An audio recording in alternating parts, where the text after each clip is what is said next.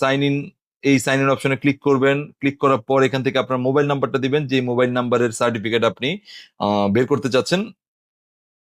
আমি এখানে আমার মোবাইল নাম্বারটা ইনপুট দিলাম, তারপর কন্টিনিউ এ ক্লিক করব। এখানে আপনার মোবাইলে একটি কোড যাবে, কোডটা আপনার বসিয়ে দিতে হবে।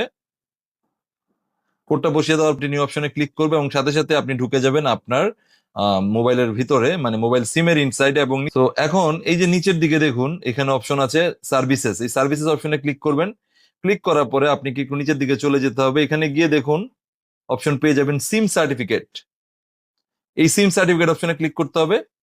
ক্লিক করার পর ভেরিফাই অ্যান্ড ডাউনলোড অপশনটা আসবে এখানে, এই ভেরিফাই অ্যান্ড ডাউনলোড অপশনে ক্লিক করবেন।